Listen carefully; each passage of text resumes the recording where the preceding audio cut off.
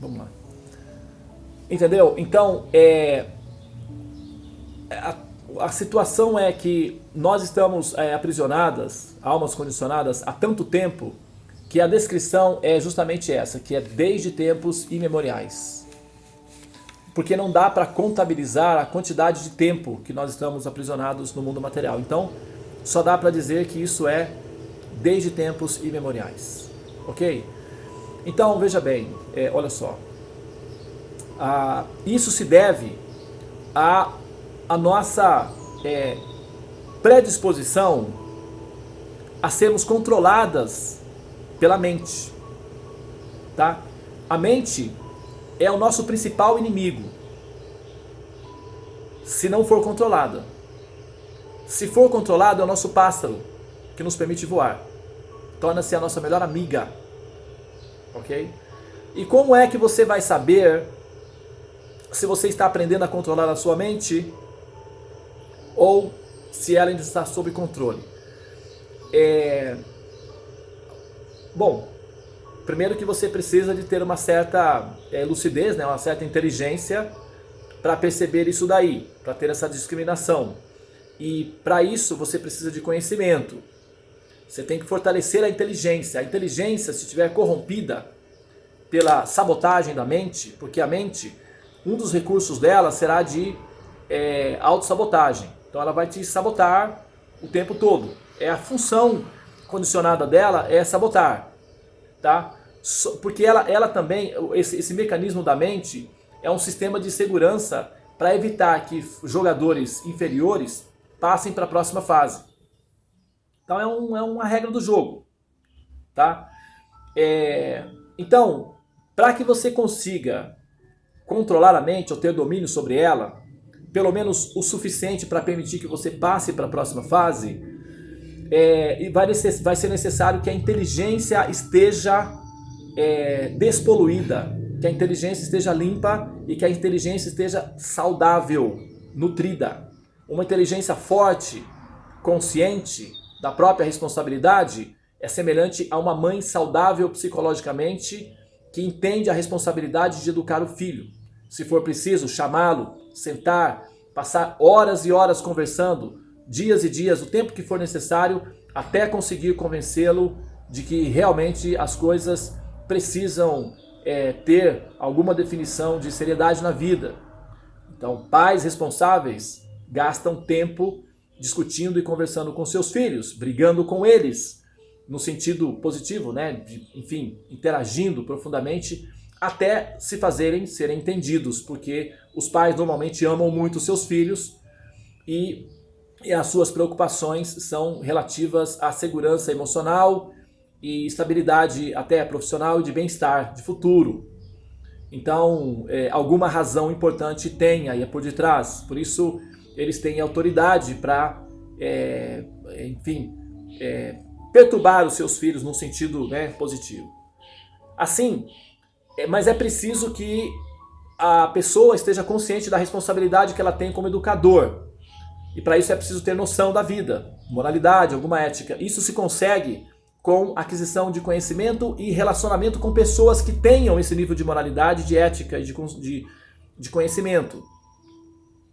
Tá? Então isso chama-se sadhu sanga. Sadhu sanga significa reunir-se com pessoas que fortalecem a sua inteligência.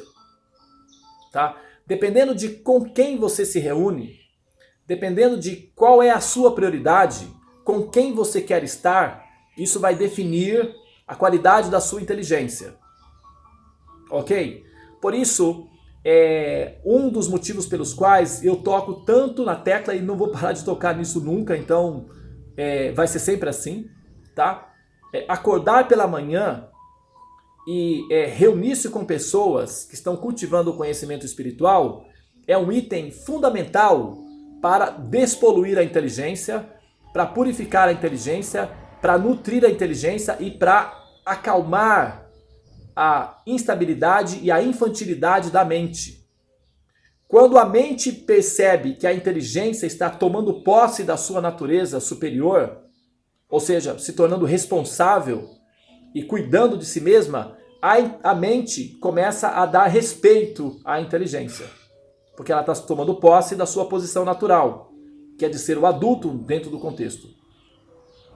Mas se a pessoa está poluída, corrompida pela influência dissimulada, pela influência maliciosa da mente contaminada, a inteligência vai ficar fraca. Então ela vai tomar decisões que vai fazer com que ela se associe com pessoas fracas como de um nível inferior.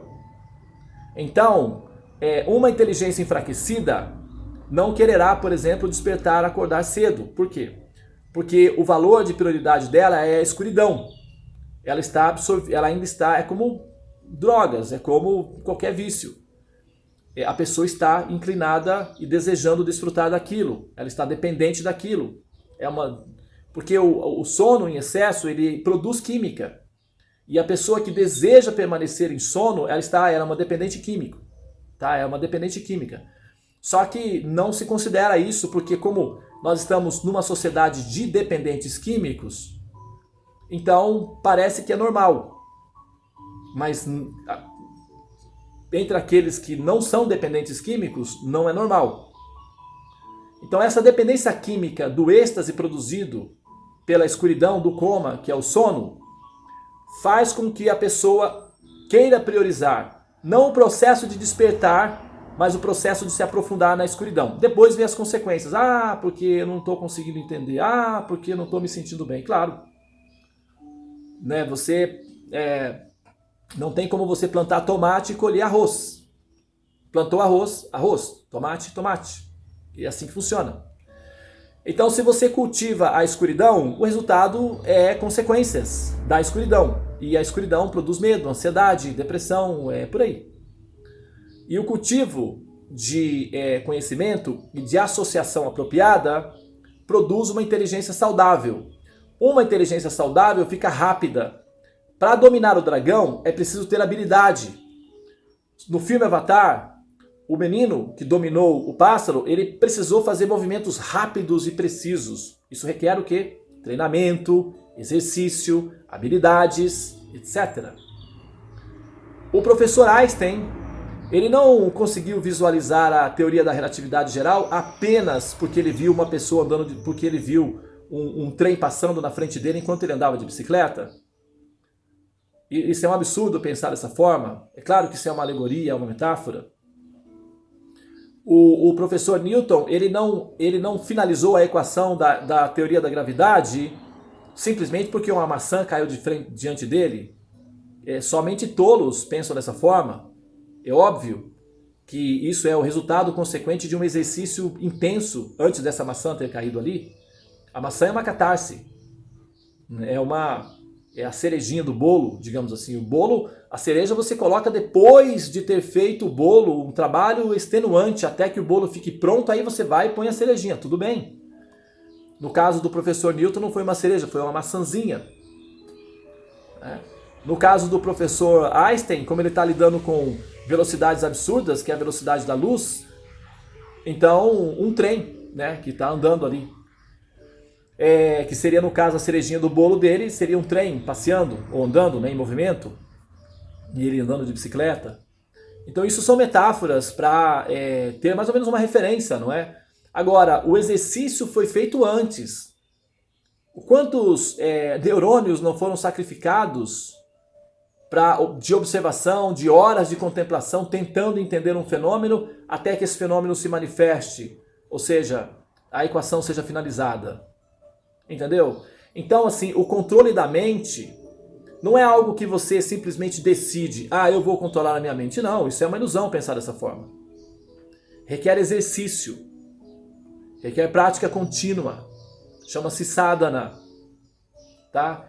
Então logo a mente comece, a inteligência fique fraca, a mente consegue dominar e relativizar. Não, mas também não é assim. Vá, o que é isso? Deixa disso. Não é preciso tudo isso não, isso é um exagero, vai, fala sério.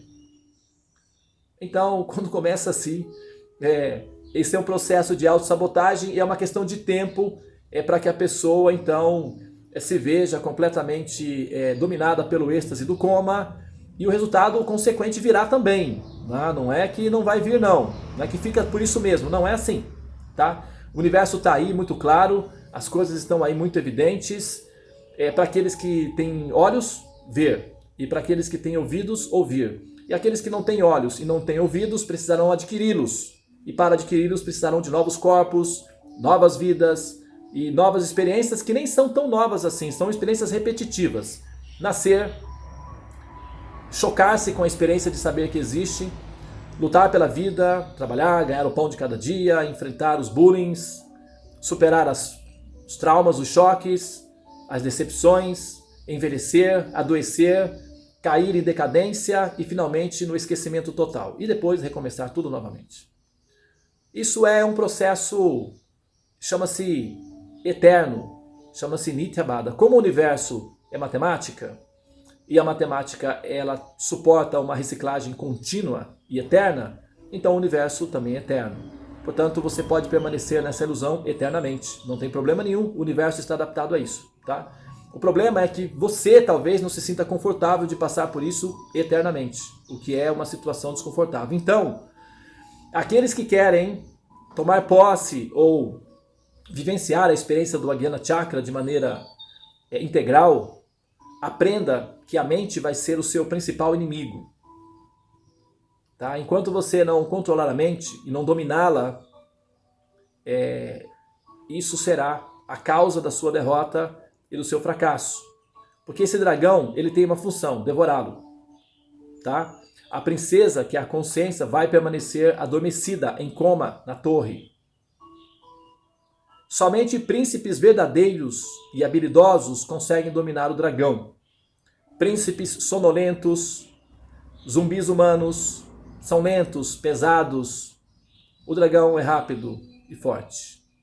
Então, é uma questão de tempo para esse jogador descobrir que, na verdade, as coisas necessitam de uma seriedade maior e de um treino mais completo. Tá? Esse sadhana que nós temos aqui, ele é um sadhana simples. Tá?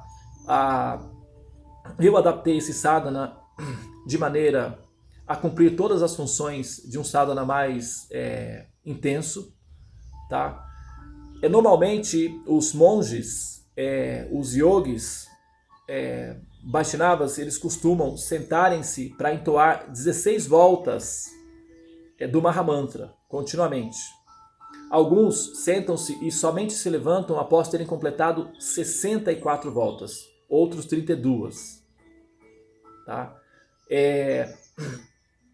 Teve um monge chamado Haridas Thakura, um Vaishnava, que só comia depois de ter entoado 300 voltas de japa. Ele era bem magrinho. Mas aí o que acontece? Nós não temos condições de nos adaptar a esse sadhana tão radical. Porém, então, como nós fazemos? O horário o horário que eu acordo, eu particularmente, por exemplo, eu acordo às 4 da manhã, esse é o meu horário normal, 4h30. Esse horário, ele é um horário profundo, um horário intenso, onde você consegue absorver downloads muito mais completos. Né? Até às 6h30 ainda tem downloads disponíveis. Eles são mais simples, são menos complexos, mas eles estão disponíveis. Então até esse horário é possível realizar algum sadhana. Então o que eu fiz? Sabendo-se da necessidade de que os jogadores desenvolvam condições de maturidade de inteligência para aprender a controlar a mente, nós então estabelecemos um sadhana facilitado, adaptado ao jogador ocidental que não tem experiência. É muito comum a experiência de autocontrole, de meditação, né? Não existe muito essa prática. Então, nós criamos um programa mais leve para facilitar para os jogadores. Tá? Mas ele é funcional também. Os drivers, ou seja, os downloads, eles são mais simples, mas mesmo sendo mais simples, vocês estão vendo aí como é que é, né? Os downloads mais simples, eles já são o suficiente para dar uma overdose. mas existem mais profundos que esses. Só que isso é voluntário, vai de cada jogador se interessar em se aprofundar na busca da profundidade desse sadhana. Então, se você quiser, pode melhorar a quantidade de mantras que você faz. Por exemplo, você pode fazer 4 vezes o Mahamantra no dia. Você pode fazer 4 voltas. Você pode fazer um antes de entrar na sala dos mantras. Então isso pediria de você um pouco mais de profundidade, acordar um pouco mais cedo, sentar-se sozinho, sozinha, e não precisa realizar todo o procedimento dos mantras, basta fazer 12 respirações, uma para cada casa do mapa, e depois já entra no Mahamantra e entoa uma volta do mantra sozinho. Depois entra na sala dos mantras, já vai ser 2. Tá? À noite, ou durante a tarde, ou à noite, ou ao meio-dia, o ideal seria, no intervalo, durante o dia, você dar uma pausazinha para fazer uma volta do Mahamantra sozinha. Pode-se fazer em voz em silêncio, pode-se fazer mentalmente, se você estiver em público, não puder usar o Japamala, não tem problema. Você pode usar os dedos para contar, ou você pode usar um reloginho para contar mais ou menos 20 minutos. Então você fica entoando o Mahamantra mentalmente, aí você vê o que você pode fazer.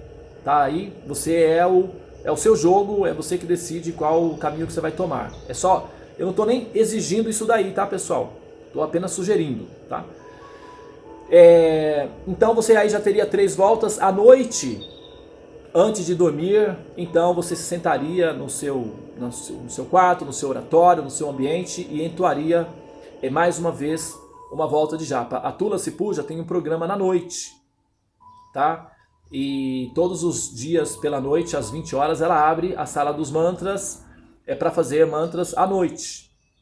Tá? Então 4 mantras, um para cada ponto cardial, te tornaria um jogador muito mais leve, muito mais rápido, muito mais experiente, e portanto os downloads seriam, downloads mais complexos, e você conseguiria entender um pouco mais rápido os conhecimentos que nós estamos tentando compartilhar aqui. Então você conseguiria um ritmo melhor, tá? E o ritmo melhor significaria que você começaria a se interessar muito pelos conhecimentos que estão aqui. Isso quer dizer o quê? Que você quereria ouvir novamente as aulas.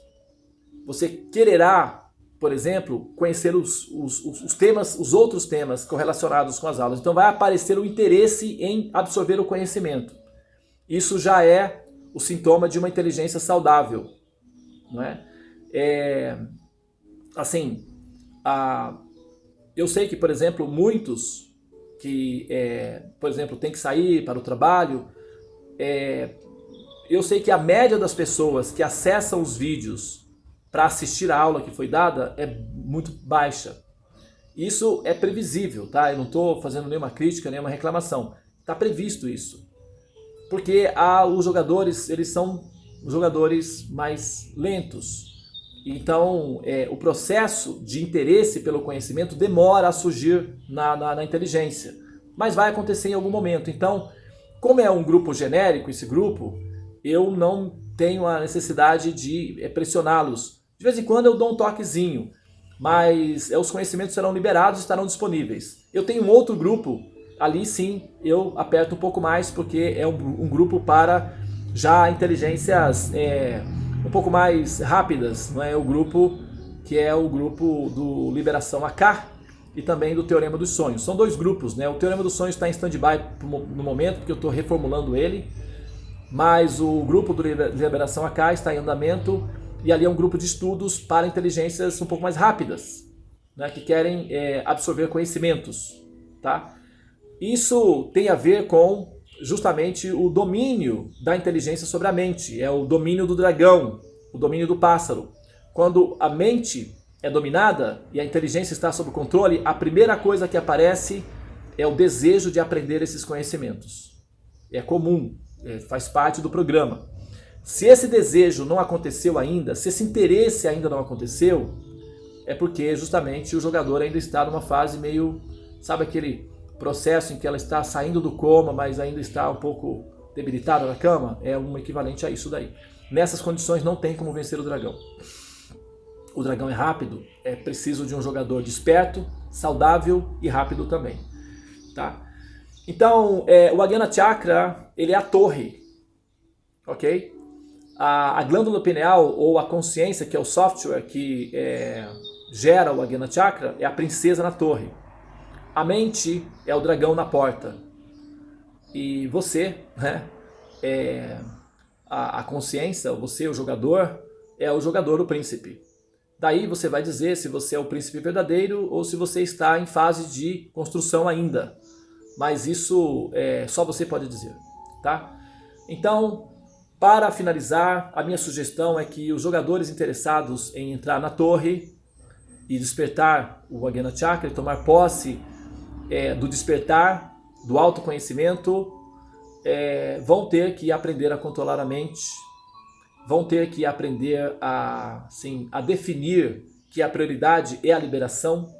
Esses estudos que nós fazemos, eles não são, aparentemente, eles são estudos aleatórios, né?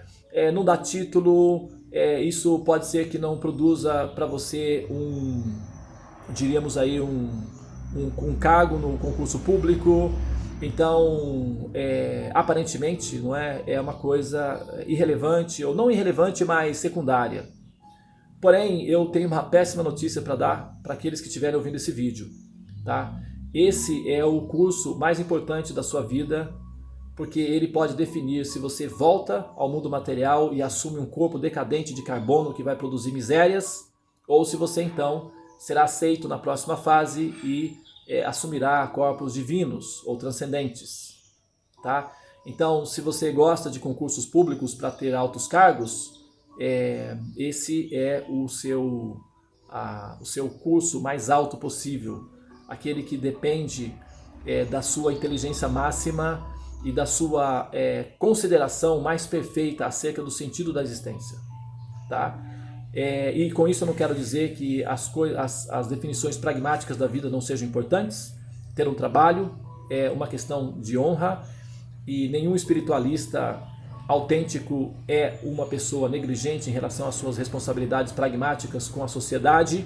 Costumam ser pessoas conscientes do seu dever social. Não é comum que espiritualistas autênticos sejam simplesmente opositores da sociedade sem entender a função de importância que o convívio social tem. Então eu não estou dizendo com isso que os assuntos da vida prática não sejam importantes, eu só estou dizendo que esse assunto é um assunto extremamente importante e somente aqueles que têm uma inteligência desperta podem entender isso. Tá? Aqueles que não têm ainda posse do despertar, que é o Ajna Chakra, entenderão esses conhecimentos como sendo conhecimentos que você pode adquirir, colocar na prateleira e de vez em quando dar uma olhadinha ali só para relaxar, digamos assim. Tá?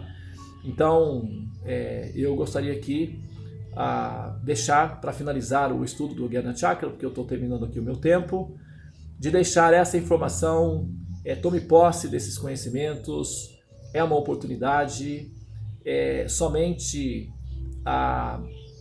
o processo de autorrealização vai resolver completamente os seus problemas existenciais definitivamente, porque sempre que você adquire corpos de carbono, o resultado é sempre o mesmo, lamentação, ai meu Deus, mas eu não quero morrer, oh me ajude meu pai, é sempre a mesma coisa, o resultado é sempre o mesmo, medo, ansiedade, depressão, angústias, inconformação, porque existem tantas diferenças, porque uns sofrem, outros não, porque existem doenças e tal. As conclusões da crise existencial são muito parecidas, vidas após vidas. Tá? Então aqueles que querem resolver esse assunto de uma vez por todas, entrem na torre, vençam o dragão, despertem a princesa, porque o topo da torre é a plataforma do lançamento para o próximo chakra, que é a nave, que é o Sahasrara Chakra. A nave está posicionada no topo da torre. Aquele que não chegar no topo da torre, não entra na nave, enfim, retorna. Tá? Então, no próximo momento nós vamos passar a falar sobre o Sahasrara Chakra, ok? E aí nós já estamos falando de como é que se dá o processo de entrar na nave, que vai permitir então o acesso à transcendência e à liberação propriamente dita. Até agora nós só falamos das técnicas de se chegar até o aeroporto, tá? Os caminhos que podem serem adotados para se chegar ao aeroporto. Falar sobre o Ajna Chakra, falar sobre o check-in, falar sobre em qual portão deve-se estar, em qual horário. Agora, entrar na nave é o tema do Sahasrara Chakra. Tá bom, pessoal? Então, eu vou parar aqui, e aqueles que tiverem comentários ou alguma pergunta, etc., a minha sugestão é: não superestime a sua inteligência achando que você já entendeu o assunto, tá? Mas eu vou ter que assistir tudo de novo, Devananda, mas isso eu não aguento, é demais. Bom, aí é com você, tá? O tema do Ajna Chakra está disponível no canal, Buscadores do Infinito, tá? Todos os chakras estão disponíveis ali. A sorte foi lançada, o conhecimento está disponível, a minha parte foi feita, e aqueles que têm interesse, aproveitem. Aqueles que não, vamos aguardar que em algum momento eles terão. Os conhecimentos já estão aí disponíveis, tá? Muito obrigado pela atenção. Namastê, Hare Krishna. E se alguém tiver algum comentário...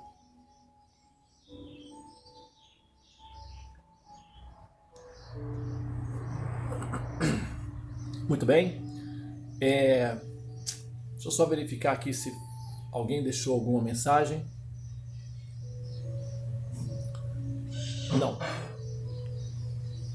Não temos perguntas.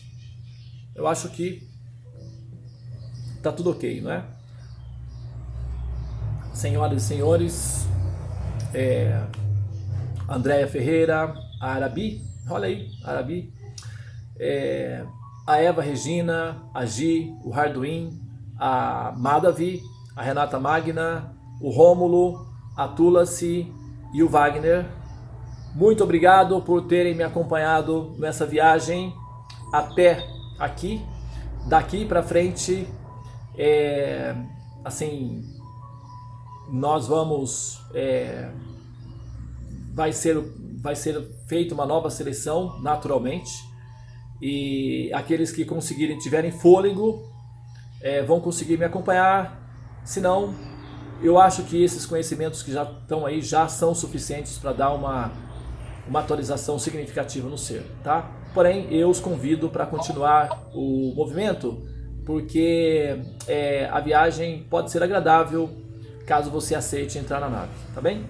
Namastê, Hare Krishna. Com licença, Prabhu, eu vou pedir para o senhor dar uma palhinha a respeito de uma frase muito conhecida para todos nós que escolhemos o caminho da devoção, nós que já trabalhamos fidedignamente nos templos, nos submetemos a qualquer tipo de austeridade. É uma frase muito conhecida por todos nós e eu já ouvi muita gente falar muito a esse respeito. É um tema que só essa frase preocupada nós podemos levar aí uma eternidade de filosofia. Eu tenho até o meu próprio conceito de como expressar o significado dado até pelo próprio Srila Prabhupada em relação a isso, e assim, para mim, seria uma honra. Eu senti ontem mesmo, eu senti a falta de poder estar agora, tendo essa oportunidade de tê-lo, de estar aqui presente no seu grupo, e nesse trabalho maravilhoso que você tem representado e nos oferecido gratuitamente, o que é muito raro, por sinal, né? Então, eu aqui venho respeitosamente reverenciar ao senhor, à tua família. E a frase é o seguinte: a devoção sem ciência é sentimentalismo e a ciência sem devoção é mera especulação.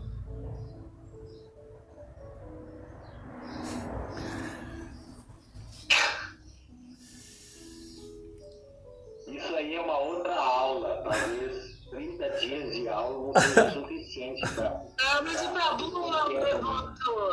Prabhu é um devoto que saberá expressar resumidamente e profundamente para todos nós. Bom, com certeza, só de experiência, né, Prabhu? Bagagem, olha, falta. você sabe quando Você sabe como quando o cara se sente apertado sem ter sido abraçado? É assim que eu estou me sentindo agora. Realmente falar dessa... Mas assim, não pela pergunta em si, porque a pergunta era simplesmente um jardim, né? É um jardim riquíssimo. Mas pelo tempo, não é, que disponível para falar sobre isso, aí nesse ponto eu fecho com o Hardwin. Mas eu tenho ainda 7 minutos, são 8 horas e 1 minuto, eu vou a tolerância aí até as 8 horas e 8 minutos, eu tenho 7 minutos, né? Fator 7, que é o Sahasrara Chakra, é regido pelo princípio 7. Eu vou tentar aí mencionar alguma coisa que você falou em 7 minutos, mas eu vou pedir para que você traga de volta esse tema amanhã, porque a gente vai ter um espaçozinho aí de adaptação entre o Ajna Chakra e o Sahasrara Chakra, então dá pra gente falar sobre alguns temas aleatórios, inclusive que eles estão relacionados, né?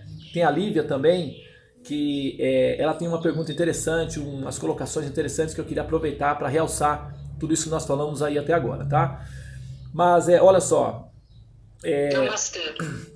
por favor, eu vou pedir só que você novamente repita a frase em si, para que as outras pessoas possam ouvir claramente. Por favor, prestem atenção. Bem lento, hein? Bem lento. Pra mim não tá, porque você fala que ele é uma metralhadora, rápido. Fala lento pra mim anotar. Ô Madhavi, São Paulo, paulistana na gema, é difícil, né?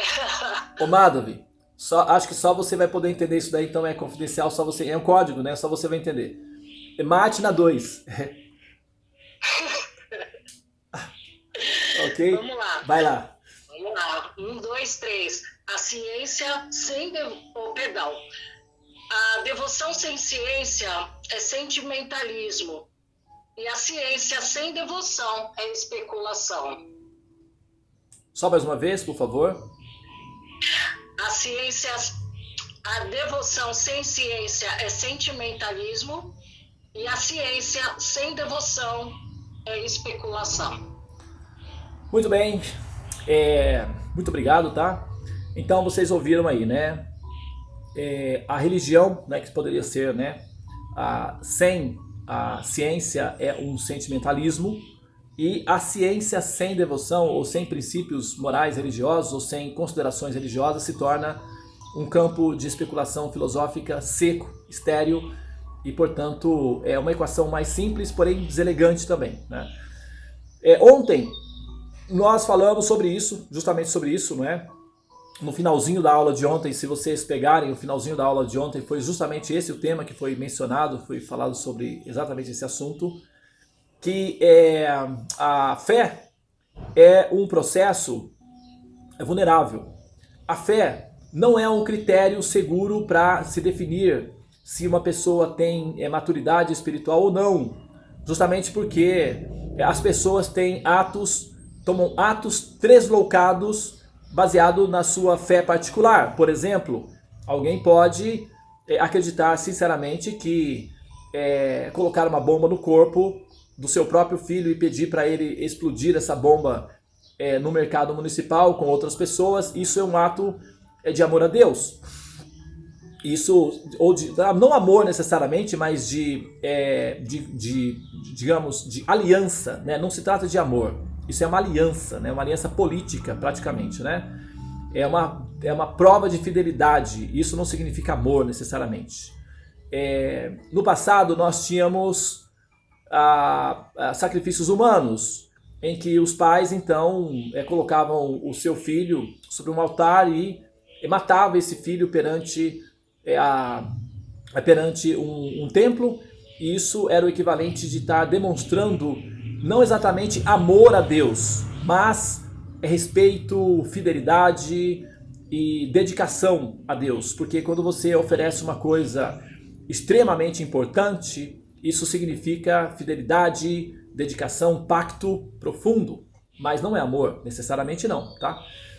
Por isso o conceito de que Jesus foi dado à humanidade como prova da fidelidade de Deus para com o ser humano, ou um pacto, digamos assim. Mas isso, quando você pensa nesse pacto em termos de amor, e fica um pouco meio Frankenstein, né, o processo, porque normalmente nós pensamos em termos do amor como sendo um processo gracioso que produz felicidade. Então, às vezes você precisa se sacrificar por amor, é verdade, né? Uma mãe, por exemplo, ela está disposta a pular na frente de um carro, se for necessário, para salvar o filho. Mas a mãe faz isso pessoalmente, se for o caso. Não é? Ela não vai mandar um outro filho para fazê-lo, se ela pode fazer pessoalmente. Bom, a questão é que a fé sem conhecimento espiritual, sem justificativas filosóficas que sustentem essa fé com coerência, com com o bom senso, que é o termômetro para definir se a inteligência é saudável ou não, é o bom senso, não é? Eu já fiz algumas aulas falando sobre a diferença do comportamento do Moisés para o comportamento de Arjuna. A situação era relativamente semelhante, era uma batalha. Arjuna estava diante de um exército bem montado, bem formado, todos armados, preparados para a batalha, mas ele então não quis a princípio lutar. Ele questionou o sentido da luta. E ele questionou a própria suprema personalidade de Deus. Sri Krishna estava lá pessoalmente com Arjuna e ele olhou para aquela situação e disse: Krishna, como é que eu vou matar pessoas que eu aprendi a vida toda através das escrituras mais elevadas, que eu devo adorar e respeitar com palavras e com o meu coração? Como eu vou atirar flechas em pessoas mais velhas do que eu, como por exemplo o avô, os meus parentes, meus primos? Eu não tenho condições de fazê-lo porque isso vai de encontro às orientações das escrituras e dos mestres. Eu estou confuso, eu não vou lutar. Prefiro eu pessoalmente morrer, mas matar eu não vou fazer porque isso vai de encontro às escrituras. Eu sinto muito, tô fora. Essa foi a posição de Arjuna perante Krishna. E Krishna é a própria suprema personalidade de Deus. Então Krishna teve que esforçar-se coerentemente, inteligentemente, para demonstrar a Arjuna que aquela batalha era uma batalha justa, válida, autêntica e deveria ser lutada. Esse foi o comportamento de Arjuna, que apesar de ele estar sendo motivado diretamente por Deus a fazê-lo, ainda assim ele exigiu explicações coerentes para justificar o que deveria ser feito, ou seja, uma batalha. A diferença entre Moisés é que o Moisés foi levado até um determinado local e foi mostrado a ele uma população, uma comunidade de aproximadamente 30 mil pessoas, uma pequena cidade, né? Uma cidade de interior, seria naquela época seria uma cidade grande, né? Mas ele foi orientado teoricamente por uma fumaça, e fumaça, né, a gente sabe que a fumaça as coisas não são muito claras. Ele foi orientado por uma voz que saiu de uma fumaça para descer o morro, mandar espiões, verificar a situação para depois matar todas aquelas pessoas.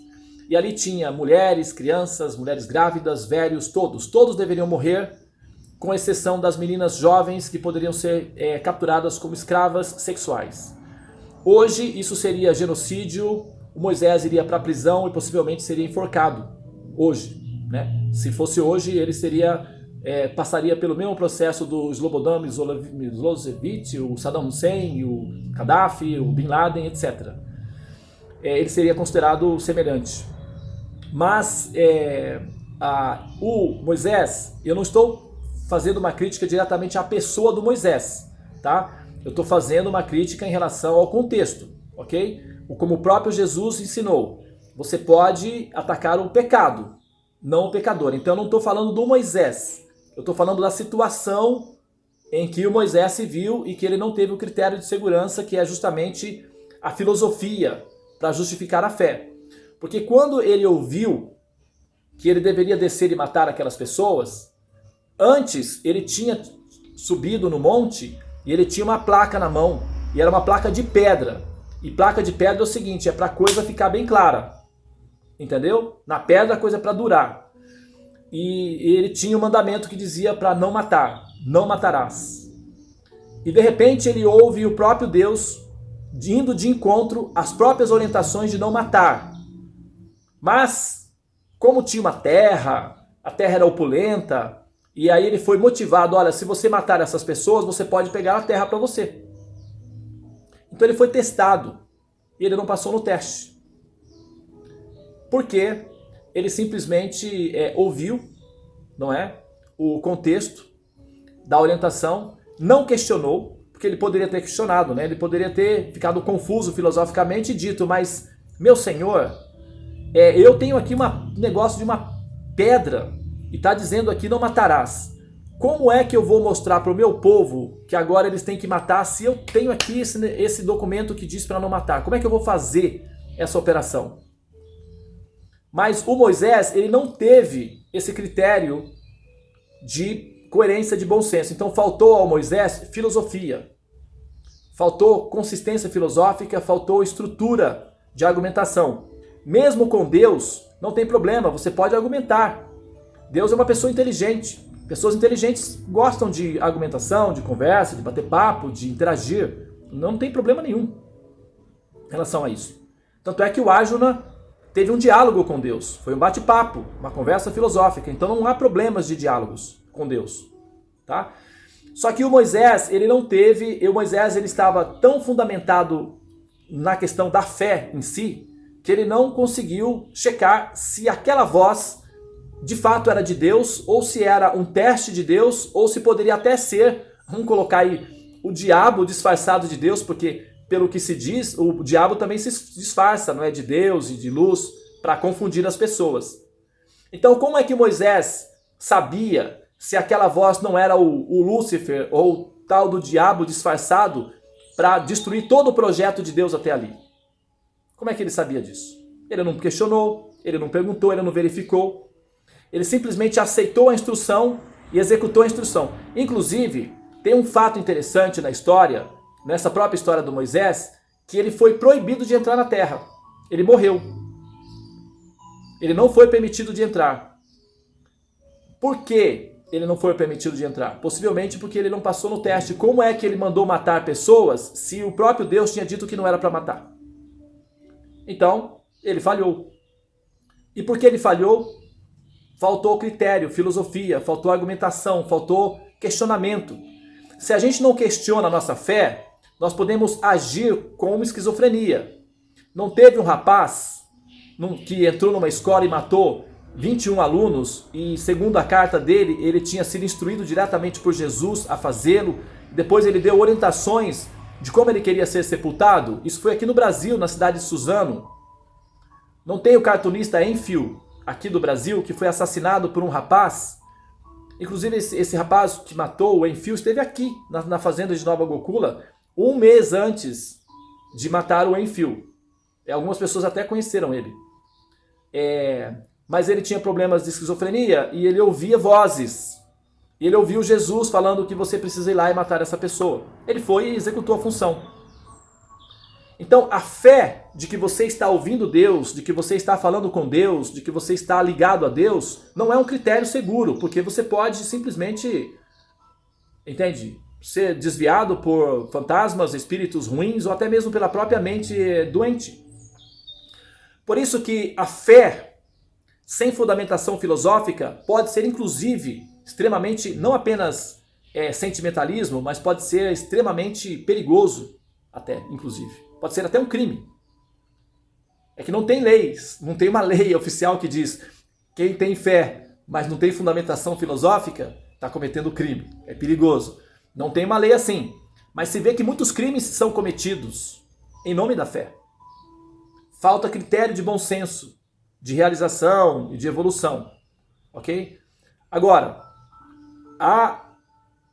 o conhecimento, ou seja, a fundamentação filosófica que exclui da operação o princípio da devoção ao Supremo ou da relação de investigação da causa da verdade absoluta é deselegante, ela é depressiva, é mórbida. Simplesmente ela é básica, né? Como seria o equivalente de apenas filósofos, né? Eles ficam apenas filósofos.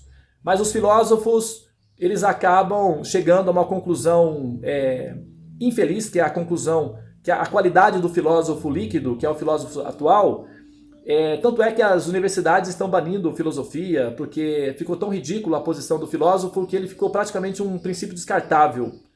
Não é? Aqui no Brasil, por exemplo, o governo tirou, não é, a filosofia do contexto, justamente porque a posição dos filósofos atuais é uma posição preguiçosa.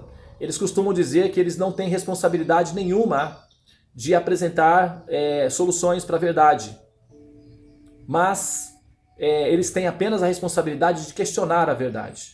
Então eles são simplesmente irresponsáveis e preguiçosos, e tá certo, se eles estão perdendo as cadeiras deles, isso é por falta de objetividade do princípio da filosofia. Então eles se tornam apenas filósofos, e o resultado disso é que eles se tornam estéreis, improdutivos, e eles são vistos pela maioria da população como pessoas que infelizmente não foram capazes de conseguir uma boa condição de trabalho, não conseguiram passar num concurso público, porque viram que era difícil e era mais fácil entrar na área da filosofia. Então eles são entendidos como fracassos sociais. E o filósofo atual é sinônimo de fracasso social. Infelizmente, a situação do filósofo no momento. Justamente pela ausência de elegância na sua abordagem assim, filosófica, que é a falta de conhecimento espiritual e de relação entre as duas partes. E a física quântica está demonstrando que a filosofia por si só é uma especulação árida que não é o suficiente para dar a sensação de bem-estar na humanidade. Então eu extrapolei hoje porque a pergunta foi feita. São 8 horas e 17 minutos. Srila Prabhupada, ele deu esse aforismo, é um aforismo autêntico dele. A filosofia sem princípios religiosos é uma especulação mental, tende ao ateísmo, portanto à depressão, e é uma equação deselegante. Não é para seres humanos evoluídos ou avançados, é apenas para filósofos intermediários no máximo. E a religião sem fundamentação filosófica é simplesmente sentimentalismo, pode ser também considerado um crime atualmente. Muito bem, eu acho que...